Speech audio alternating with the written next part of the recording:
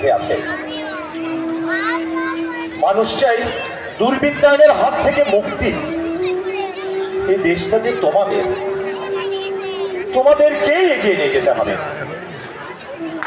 সেই সোনালী সূর্যের পথে। আমাকে নিয়ে ভেবো না। তোমরা ভালো থেকো। আমি কি শুনিল স্যার?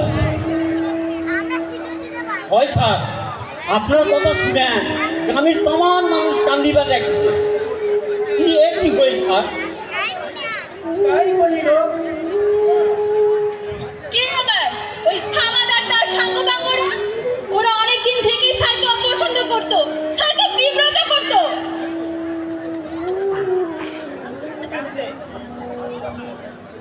কারণ স্যার যে অন্যায় বিরুদ্ধে প্রতিবাদ করে, সব ছাত্ররা স্যারকে ভালোবাসে, এটাই স্যারের অপরাধ।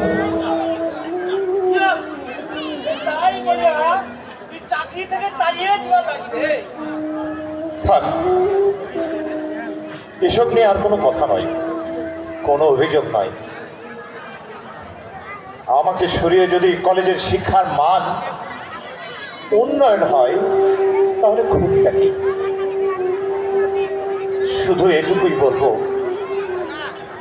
আজ যারা বিনা অপরাধে মিথ্যে অজুহাত দিয়ে অসহায় শিক্ষকদের হয়রানি আর লাঞ্ছিত করে শূন্য হাতে তাড়িয়ে দিচ্ছে, তারা একদিন নিশ্চয়ই বুঝবে তারা কি করেছে, কার স্বার্থে করেছে। এমন ভাবে চলতে থাকলে এখান থেকে কি শিক্ষা নেবে আগামী প্রজন্ম তা আমি জানি না। তবে বেলা শেষে অশ্রুসিক্ত চোখে একজন শিক্ষকের দীর্ঘশ্বাস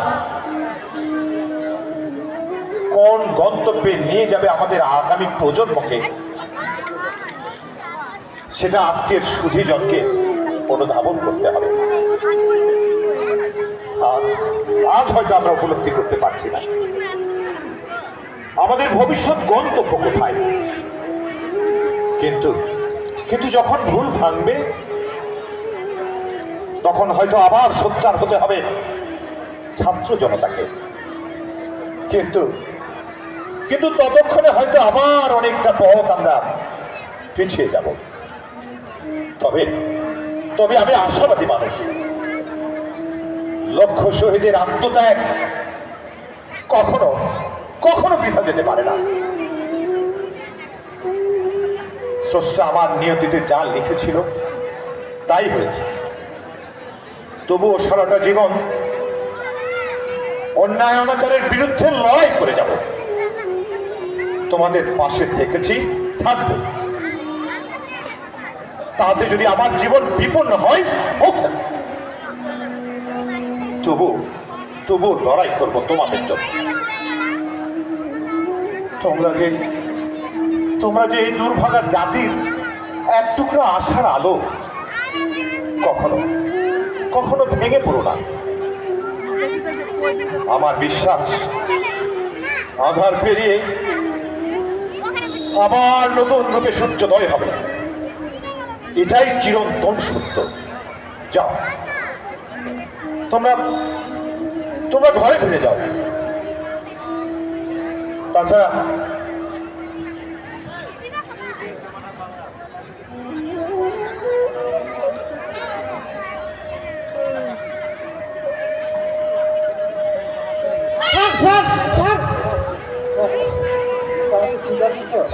তারা তো ঠিক আছেন তো?